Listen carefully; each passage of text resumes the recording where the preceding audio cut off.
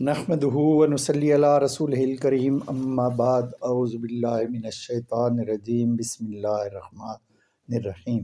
سامعین مکرم، آسمان کی طرف نگاہ اٹھائیں اور غور کریں۔ عموماً ہمیں اپنی آنکھ سے صرف 6000 ستارے نظر آتے ہیں۔ ان میں چاند، سورج اور نظام شمسی کے دیگر ستارے بھی شامل ہیں۔ آفتاب کے گرد گھومنے والے 9 بڑے سیاروں میں سے عطارد کا فاصلہ 3 کروڑ 60 لاکھ میل، جبکہ سب سے زیادہ فاصلہ پلوٹو کا ہے جو 3 ارب 67 کروڑ میل ہے۔ سورج زمین سے 3 لاکھ 33 گنا بڑا ہے۔ اس کی وسعتوں میں 10 لاکھ زمینیں سما سکتی ہیں۔ سورج کے اسی حجم کی وجہ سے ایک آدمی کا وزن سورج پر 54 من ہو جاتا ہے۔ محترم سامعین، ہماری کہکشاں کے بعض ستارے زمین سے 1 لاکھ نوری سال دور ہیں، اور اس کہکشاں کا قطر 1 لاکھ نوری سال ہے، اور یہ اپنے تمام ستاروں سمیت 6,30,000 میل فی گھنٹہ کی رفتار سے ایک مرکزی کہکشاں کے گرد چکر کاٹ رہی ہے۔ خلا میں کئی ملین کہکشائیں ہیں۔ ہر کہکشاں میں کئی ارب ستارے ہیں۔ ایسی کہکشائیں بھی دیکھی گئی ہیں جو زمین سے 2 ارب سال کی دوری پر ہیں، اور نہ جانے کتنی ایسی کہکشاؤں کا امکان موجود ہے جہاں کسی دوربین کی نظر ابھی تک نہیں جا سکی۔ کیلیفورنیا کے ایک منجم نے آج سے 50 سال پہلے لکھا تھا کہ آسمان کے مدھم ستاروں کی تعداد 30 ارب ہے، کہکشاؤں کی تعداد 10 لاکھ ہے۔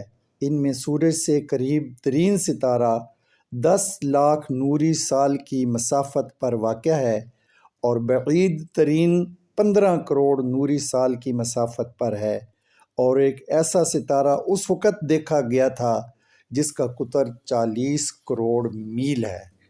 سورج کے پاس روشنی کے اتنے بڑے خزانے ہیں کہ اگر یہ 15 ارب سال تک چمکتا رہے تو اس کی 1% روشنی کا صرف 10واں حصہ خرچ ہوگا۔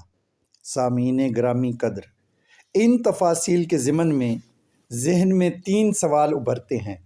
اول، افلاک کی ان بلندیوں پر جہاں انسان کا وہم کبھی نہیں پہنچ سکا اور نہ پہنچ سکتا ہے، کروڑوں ستاروں کے کمکمے کس نے فروزاں کیے؟ دوم، ہمارے ہاں بے شمار جدید سائنسی آلات اور انتظامات کے باوجود آئے دن ریل گاڑیاں آپس میں ٹکرا جاتی ہیں، لیکن آسمانوں کے مہیب برق رفتار اور اربوں ٹن وزنی کروں میں آج تک تصادم نہیں ہوا۔ ان کا انتظام کس کے ہاتھ میں ہے؟ سوم، بتی میں تیل نہ ڈالو تو وہ بجھ جاتی ہے، برقی پلانٹ بند ہو جائیں تو سارا شہر اور بعض اوقات پورا ملک تاریکی میں ڈوب جاتا ہے۔ کیا کوئی بتا سکتا ہے کہ آسمانی روشنیوں کا انتظام کون کس طرح کر رہا ہے کہ آج تک اس میں ذرہ بھر فطور پیدا نہیں ہوا؟ فرجع البصر ہل تری من فطور، کائنات کو بار بار دیکھو، کیا تمہیں کوئی خلل نظر آتا ہے؟ ثم ارجع البصر کرتین ینقلب الیک البصر خاسئا وہو حسیر، پھر لوٹاؤ نگاہ کو، بار بار لوٹ آئے گی تیری نگاہ، عاجز ہو کر، تھک کر اور ناکام ہو کر، لیکن کوئی خلل نہیں دیکھ پائے گی۔